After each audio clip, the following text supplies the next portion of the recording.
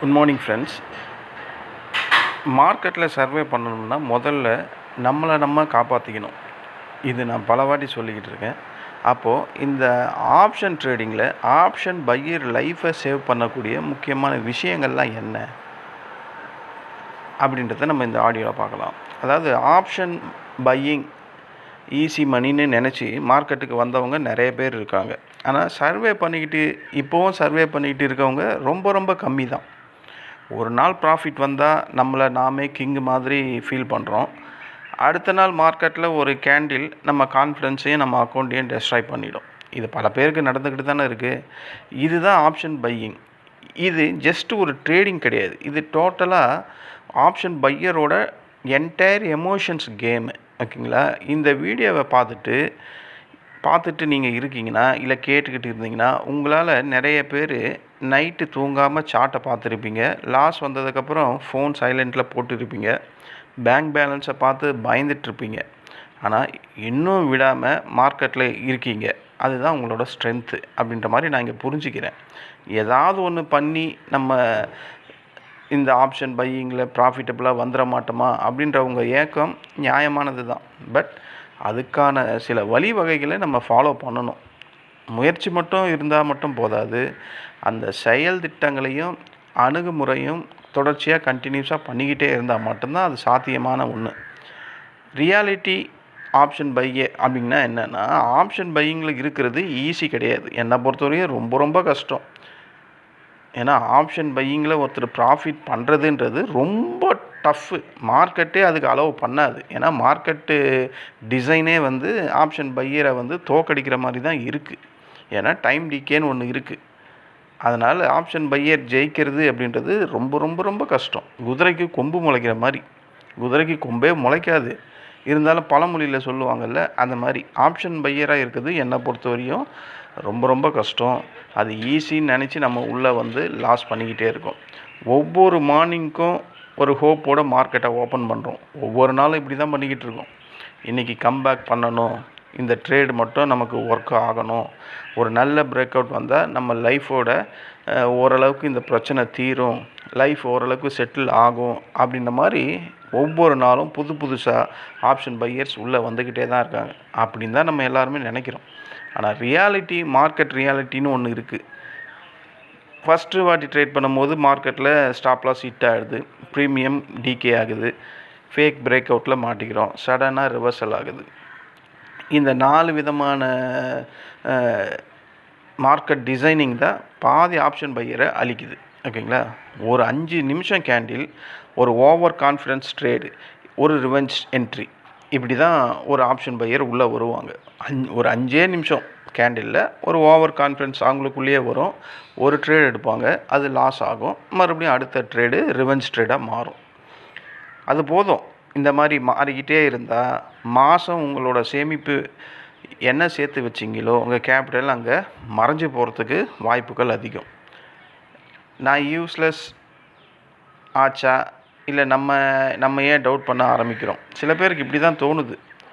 ஓகேங்களா? இதில் ஒஸ்ட்டான விஷயம் இந்த ஆப்ஷன் மார்க்கெட்டில் என்ன அப்படின்னா, நம்ம லாஸ் பண்ணுறது ஒரு பக்கம் போயிட்டு நம்மளை நாமே திட்ட ஆரம்பிச்சிக்கிறோம். நான் ஒரு யூஸ்லெஸ் அப்படின்ற மாதிரி நம்மளை நாமே திட்டிக்கிறோம். நமக்கு மேலேயே நம்ம மேலே டவுட்டு எக்கச்சக்கமாக வர ஆரம்பிக்குது. ஃபேமிலிக்கிட்ட சொல்ல முடியாது. நான் இதில் இவ்வளோ பணத்தை தொலைச்சிட்டேன், எப்படி எடுக்கிறதுன்னு தெரில, இந்த தொலைச்ச பணத்துக்கு இப்போ நான் லோனும் வாங்கிட்டு இருக்கேன், அந்த லோனுக்கு வட்டியும் கட்டிக்கிட்டு இருக்கேன், அந்த பணத்தையும் தொலைச்சிட்டேன் அப்படின்னு ஒரு ஃபேமிலிக்கிட்ட போய் சொன்னால் அவங்க என்ன நினைப்பாங்க? அந்த ஒரு நினப்பால் தான் பாதி பேர் ஃபேமிலிக்கிட்ட எதையுமே சொல்கிறது இல்லை. ஃப்ரெண்ட்ஸ்கிட்ட எக்ஸ்பிளைனும் பண்ண முடியாது. அவனும் முதல்ல இதான் கேட்பான், உனக்கு வராத ஒரு இதுவை ஏன்டா நீ பண்ணிக்கிட்டு இருக்க அப்படின்ற மாதிரி. ஏன்னா அவனுக்கு அதில் அனுபவம் இருக்காது. எத்தனை பேருக்கு ஷேர் மார்க்கெட் சம்மந்தமான ஃப்ரெண்டே இருக்கிறாங்க அப்படின்னு கேட்டிங்கன்னா ரொம்ப பேருக்கு அது இருக்க வாய்ப்பே இல்லை. இப்போ நான் இருக்கேன், எனக்கு 30 பேருக்கு மேலே ஃப்ரெண்ட்ஸ் இருக்காங்க. என்னோடய college mate, school mate, office mate எல்லாருமே ஷேர் மார்க்கெட் சம்மந்தமாக இருக்கும். அதனால தான் எனக்கு இந்த ஷேர் மார்க்கெட் ஃபீலிங் பெரிய லெவலில் என்னை அட்டாக் பண்ணுறதே இல்லை. ஏன்னா ஒவ்வொருத்தர்கிட்டையும், அது இல்லாமல் யூடியூப்பில் பல பேர் வாட்ஸ்அப்பில் பேசுகிறதுனால எனக்கு இப்போ இந்த யூடியூப் சம்மந்தமாலேயும் பல ஃப்ரெண்ட்ஸ் வந்துட்டாங்க. எனக்கு ரியலாக பார்த்தீங்கன்னா 60-70 பேர் இருக்காங்க, ரொம்ப க்ளோஸான ஃப்ரெண்டே. அப்போது நான் வந்து இவங்ககிட்டலாம் டிஸ்கஸ் பண்ணுவேன், ஓகேங்களா. எனக்கு அப்போது இந்த தாட்ஸே வந்து ஆப்ஷன் பையிங்கில் நான் சப்போஸ் தோற்றுக்கிட்டே இருக்கேன் அப்படின்னா, எனக்கு இந்த எண்ணம் வந்துக்கிட்டே இருக்குன்னா, நான் என்னுடைய இந்த பிரச்சனையை, ஃபீலிங்கை என் ஃப்ரெண்ட்ஸ்கிட்ட ஷேர் பண்ணுவேன். என் ஃபேமிலிக்கிட்ட பண்ணலைனாலும் ஃப்ரெண்ட்ஸ்கிட்டயாவது பண்ணுவேன். அப்படி எத்தனை பேர் உங்களுக்கு இருக்கிறாங்க? ரொம்ப பேருக்கு இல்லை, ஓகேங்களா. ஸ்க்ரீன் முன்னாடி மட்டும் நம்ம சைலண்ட்டாக உக்காந்துக்கு நான் கரெக்டாக தான் இருக்கேன், ஏன் இந்த மார்க்கெட் மட்டும் எனக்கு எதிராக போகுது அப்படின்னு ஃபீல் பண்ணுறவங்க ரொம்ப பேர் இருக்காங்க. நானும் இப்படியெல்லாம் ஃபீல் பண்ணிக்கிட்டு தான் இருந்தேங்க நிஜமாலத்துலேயே. நானும் 2014 உள்ளே வந்தேன்னு சொன்னேன்ல, 2014 2019 வரையும் நானும் இதே மாதிரி ஃபீலிங்கில் தான் இருப்பேன். சம்பளம் வரும், சம்பளம் வந்ததை தூக்கி டிமேட் அக்கௌண்ட்டில் போடுவேன். 1ஆம் தேதி சேலரி கொடுப்பான், 10ஆம் தேதிக்குள்ளே நாங்கள் வாஷ் அவுட் ஆகிடுவேன். ஐயோ, என்னுடைய சர்வைவலும் ரொம்ப கொடூரமானது. இந்த கொரோனான்னு ஒன்று வந்தான், எல்லாருக்கும் ஒர்க் ஃப்ரம் ஹோம்னு கொடுத்தான். அதில் தான் மார்க்கெட்டோட ஃபுல் டெப்த்தையும், மார்க்கெட்னால் என்ன, மார்க்கெட்டில் இப்படிப்பட்ட மார்க்கெட்டில் என்னால் என்ன தான் பண்ண முடியும், எப்படி தான் இதில் ப்ராஃபிட் எடுக்கிறது, எனக்கு 1000 ரூபாய் வந்தால் போதும் அப்படின்ற மைண்ட் செட்டில் வந்து தான் இப்போ நான் சர்வே பண்ணிக்கிட்டு இருக்கேன். என்னால் முடிஞ்ச அளவுக்கு ப்ராஃபிட் அண்டு ஒரு மந்தில் கால்குலேட் பண்ணால் ப்ராஃபிட்லேயே வரேன். சில வாரங்களில் லாஸ் வந்தாலும் மந்த்லியில் நான் ப்ராஃபிட்டில் தான் வரேன், ஓகேங்களா. இது மாதிரி அந்த ஞானோதயம் கண்டிப்பாக வரும். ஆனால் அதுக்குள்ளே நம்ம அழிஞ்சிருவோமோன்ற பயம்தான் பல பேருக்கு. ஒவ்வொருத்தருக்கும் கண்டிப்பாக இந்த மாதிரி எண்ணங்கள் வரும். ஒவ்வொரு இப்போ நான் ஒரு ஹியூமன் பீயிங்னும் போது அதே மாதிரி தானே எல்லாருமே. அப்போ எனக்கு தோன்றது ஒரு நாள் உங்களுக்கும் தோண தானே செய்யும். ஏன்னா ஒன்று, நான் இதுலேயே வந்து தூர் வாரிக்கிட்டே இருப்பேன். இந்த மார்க்கெட்டிங்கில் 5 வருஷமாக ஒரே மாதிரி மெத்தடில் தான் ட்ரேட் பண்ணிக்கிட்டே இருக்கேன். அதுலேருந்து கொஞ்சம் கூட மாறவே இல்லை. அதனால தான் என்னால் சின்ன சின்ன ப்ராஃபிட்டாக பிடிக்க முடியுது. நான் கொடுக்குற ஃப்ரெண்ட்ஸ் குரூப்பில் என் ஃப்ரெண்ட்ஸில் கொடுக்குற கால்ஸ் எல்லாம் பெரிய லெவலில் போகுது. பட் இருந்தாலும் நான் ப்ராஃபிட்லேயே வெளியே வந்துடுறேன், எனக்கு வேணாம் அப்படின்ட்டு. பெரிய ப்ராஃபிட்டுக்கு நான் ஆசைப்பட்டு கிடைக்கக்கூடிய இந்த 2000 3000 நான் இழக்கிறதுக்கு வரலை, மனசு வரமாட்டுது. அது 15,000 போனாலும் எனக்கு வேணாம் அப்படின்ற மாதிரி நான் இருக்கிறதுக்கு காரணமே இது தான். அந்த மாதிரி அடியெல்லாம் நானும் வாங்கியிருக்கேன். இந்த மாதிரி ஸ்க்ரீன் முன்னாடி பார்த்துட்டு சைலண்ட்டாக உட்காந்த நாளும் அதிகம், என்ன நானே வந்து மிரரில் நானே கேட்டுக்கிற நாட்களும் அதிகம். எனக்கு மட்டும் ஏன் இப்படி நடந்துக்கிட்டே இருக்குது அப்படின்ற மாதிரி ஃபீலிங் நானும் அதிகப்படியாக பண்ணியிருக்கேன். எல்லாருமே பண்ணுவோம். ஏன்னா நம்ம இழக்கிறது வந்து நம்ம உழைப்பை மட்டும் இல்லை, நம்மளோட எண்ணத்தை இல்லை, நம்ம கஷ்டப்பட்டு சம்பாதிக்கிற மணியை தான் அந்த இடத்துல இழக்கிறோம். அப்போது இந்த எண்ணம் எல்லாருக்குமே வரதான் செய்யும். ஒரு ஆப்ஷன் பையர் லைஃப்பில் டேஞ்சரஸ் திங்ஸ் என்னன்னு கேட்டால் லாஸ் மட்டும் கிடையாது. என்னை பொறுத்த வரையும் உங்களோட கான்ஃபிடென்ஸ், உங்களோட நம்பிக்கை, உங்களோட அந்த எண்ணம் அங்கே செதஞ்சு போகுது, ஹோப் இல்லாமல் போயிடுது, வேஸ்ட்டாக போகுது. அதுதான் உங்களை பெரிய அளவில் பாதிக்குது. எல்லாமே என்னால் பண்ண முடியுது, ஆனால் இந்த ட்ரேடிங்கில் மட்டும் என்னால் சம்பாதிக்கவே முடியலையே, இதை மட்டும் என்னால் புரிஞ்சிக்கவே முடியலையே அப்படின்னு சொல்லக்கூடிய ஜனங்கள் தான் அதிகம். ஃபஸ்ட் டைம் லாஸ் வந்தப்போ பரவாயில்ல, நெக்ஸ்ட் டைம் ட்ரேட் பண்ணி ரெக்கவரி பண்ணிடலாம் நம்ம நினைக்கிறோம். இது இயல்பான ஒன்று தான். ஆனால் செகண்ட் டைமும் செட்டப் கரெக்டாக தான் இருக்குது. ஆனால் எனக்கு அந்த இடத்துல டைம் டிகே ஒர்க் ஆகலை, அதாவது கேண்டில் ஸ்டிக்ஸ் வேகமாக இல்லை, லக்கு இல்லை அப்படின்ற மாதிரி செகண்ட் டைம் நினைக்கிறோம். தேர்ட் டைம் என்ன பண்ணுறோம், லாட் சைஸை இன்க்ரீஸ் பண்ணுறோம். லாட் சைஸ் இன்க்ரீஸ் பண்ணதுக்கப்புறம் மார்க்கெட் என்ன ஆகுது, டோட்டலாக ஸ்லோவாக போக ஆரம்பிக்குது. உங்களோட டிசிப்ளினை அங்கே டெஸ்ட் பண்ணுது. சார்ட்டை விட ப்ராஃபிட் அண்ட் லாஸ் தான் நம்மளை அதிகமாக திங்க் பண்ண ஆரம்பிக்குது, ஓகேங்களா. இந்த ட்ரேட் பண்ணால் ப்ராஃபிட் வந்துடுமோ, இந்த ட்ரேட் பண்ணால் நமக்கு லாஸ் தான் வருமோ அப்படின்ற மாதிரி ட்ரேட் எடுக்கிறதுக்கு முன்னாடியே அந்த விதமான உணர்வு வர்றதுனால தான் பாதி பேரால் பீஸ்ஃபுல்லாக ட்ரேட் பண்ண முடியல. எத்தனை பேர் ட்ரேட் எடுக்கிறதுக்கு முன்னாடி இந்த பயம் கண்டிப்பாக எல்லாருக்கும் வரும். ஆனால் எக்ஸ்பீரியன்ஸ் ஆனதுக்கப்புறமும் இந்த பயம் வரக்கூடியவங்க எத்தனை பேர் இருக்காங்க. மார்க்கெட் க்ளோஸ் ஆனதுக்கு அப்புறமும் எப்போவுமே இந்த மார்க்கெட்டை பற்றியே திங்க் பண்ணக்கூடிய பல பேர் இருக்காங்க. மார்க்கெட்டு 3:30க்கு க்ளோஸ் ஆகிடும். ஆனால் அவன் அந்த நைட்டு வரையும் அந்த சார்ட்டையும் அந்த ஆப்ஷன் செயினையும் ஸ்ட்ராட்டஜியும் என்ன ஏது அப்படின்றத விடாமல் பார்த்துக்கிட்டு இருப்பான். அப்போ மைண்டு என்ன ஆகுது, இதே தான் பற்றி நினச்சிக்கிட்டே இருக்குது. மார்க்கெட் க்ளோஸ் ஆனாலும் இவனோட மைண்ட் அங்கே க்ளோஸ் ஆகலை. சாப்பிட போகும்போதும் அந்த கேண்டிலை பற்றி தான் ஒரு திங்கிங். தூக்கம் வராமல் எக்ஸ்பைரி டேயில் ஏதாவது வாங்கி வச்சிட்டா அன்றைக்கி தூக்கமே போயிடும். இந்த ஓவர் நைட் பொசிஷன் வாங்கி விற்கிறவங்க நிம்மதியாக தூங்குவாங்களான்னு கேட்டால் வாய்ப்புகள் 90% கிடையாது. பாதி பேர் தூக்கம் இந்த பேஷன்ஸ் மாதிரி தாங்க ஆகிப்போச்சு இப்போது ஆப்ஷன் பையரோட லைஃபு. தூக்கமே வர்றதில்லை. இந்த அனுபவம் எனக்கும் பல வாட்டி உண்டு. நான் வாங்கிட்டு மார்க்கெட்டு யூஎஸ் மார்க்கெட் ட்ரேட் ஆகும்போது 10 மணிக்கு பார்ப்பேன், அது ஃபுல் டவுனில் இருக்கும். எனக்கு இங்கே ஹார்ட் பீட் வேர்க்க ஆரம்பிச்சிடும். அடுத்த நாள் காலையில் பார்த்து ட்ரேடிங் ஆகும்போது கொஞ்சம் பாசிட்டிவ்லேயே இருப்பான். அப்பா ஓரளவுக்காவது நம்ம லாஸஸ் வந்து குறையும் அப்படின்ற ஒரு எண்ணம் வரும்.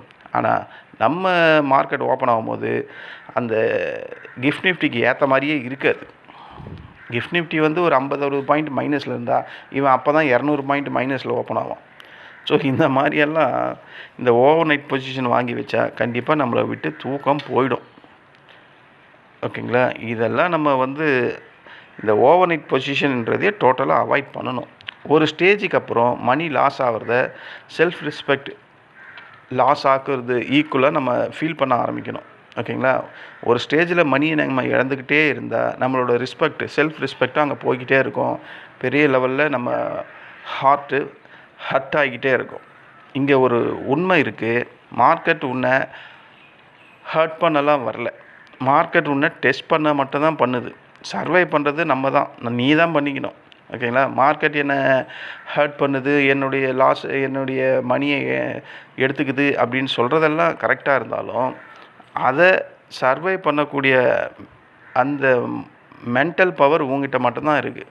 நீ மட்டும்தான் அதை சர்வை பண்ணி ஆகணும். மார்க்கெட்டெல்லாம் உனக்காகலாம் எந்த ஒரு வேலையும் பண்ணாது. லைஃப் சேவ் பண்ணுறதுக்கான அட்வைஸ், ஆப்ஷன் பையர் லைஃப் சேவை பண்ணணும்னா முதல்ல கேபிட்டலில் சேவ் பண்ணணும். கேபிட்டல் இல்லைன்னா கம்பேக் சான்சஸ் இருக்காது அப்படின்ற மாதிரி திங்க் பண்ணுங்கள். ஒரு நாள் ஹீரோ ஆகணும்னு ட்ரை பண்ணாதீங்க. டெய்லி சர்வே பண்ண ட்ரை பண்ணுங்கள். ஒரு ட்ரேட் மிஸ் ஆகிடுச்சுன்னா பரவாயில்ல, ஒரு டே லாஸ் ஆனால் கூட பரவாயில்ல, ஆனால் அக்கௌண்ட்டை மட்டும் ஜீரோ ஆக்காமல் பார்த்துங்க. மார்க்கெட் நாளைக்கும் ஓப்பன் ஆக போகுது. ஆனால் உங்களோட அக்கௌண்ட்டில் மணி இருந்தால் மட்டும்தான் உங்களுக்கான அந்த செகண்ட் சான்ஸ் அந்த லைஃப் கிடைக்கும். ஓகேங்களா? அக்கௌண்ட் சுத்தமாக வாஷ் அவுட் ஆகிடுச்சுன்னா உங்களுக்கான அந்த செகண்ட் சான்ஸ் அங்கே கிடைக்கவே கிடைக்காது. ரிஸ்க் மேனேஜ்மெண்ட் போரிங் மாதிரி தான் இருக்கும், ஆனால் அதுதான் உங்களோட ரியல் பவர். எஸ்எல்லை யூஸ் பண்ணுறவன் வீக்கெல்லாம் கிடையாது. எஸ்எல் இல்லாமல் ட்ரேட் பண்ணுறவன் தான் டேஞ்சர்ஸ். லாட் சைஸை ஸ்மாலாக வச்சிக்க பழகுங்க. எமோஷனை உங்களுக்கு எமோஷன் எப்போ ஹை ஆகுதோ அந்த நாளில் ட்ரேடை அவாய்ட் பண்ணுங்கள். ஓகேங்களா? ரிவென்ஸ் ட்ரேடிங் இது மட்டும் கண்டிப்பாக பண்ணாதீங்க. அது கண்டிப்பாக உங்களுக்கு ப்ராஃபிட் தரவே தராது.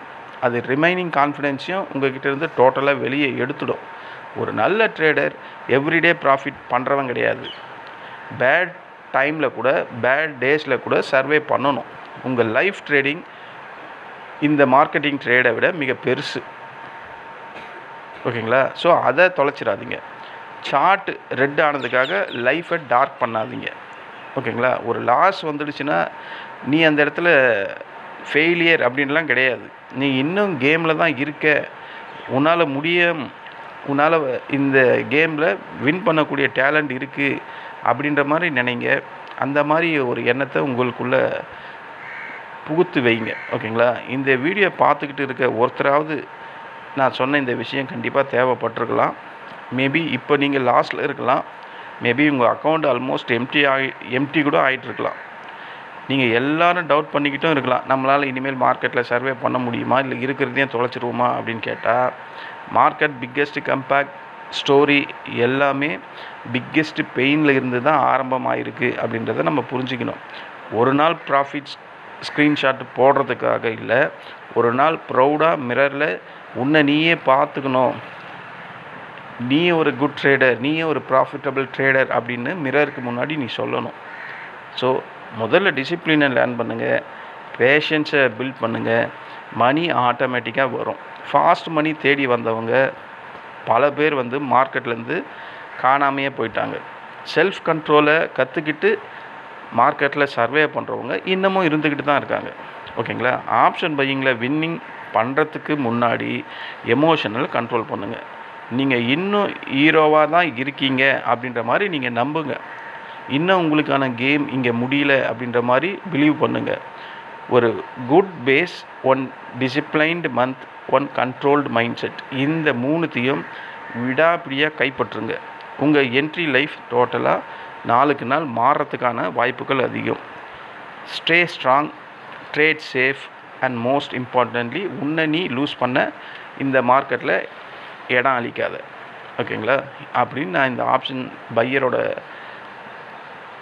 சேவ் பண்ணுறதுக்கான என்னுடைய அனுபவத்தையும் நான் படித்த சில புத்தகத்திலிருந்து எடுத்த விஷயத்தையும் ஆப்ஷன் பையரோட லைவ் சேவ் பண்ணக்கூடிய இந்த முக்கியமான ஆடியோவை உங்களுக்கு நான் அப்லோட் பண்ணுறேன். இது உங்களுக்கு பிடிச்சிருந்தா என்னுடைய சேனலை சப்ஸ்கிரைப் பண்ணுங்கள். நம்ம வேறு ஒரு ஆடியோவில் மீண்டும் சந்திக்கலாம். நன்றி, வணக்கம்.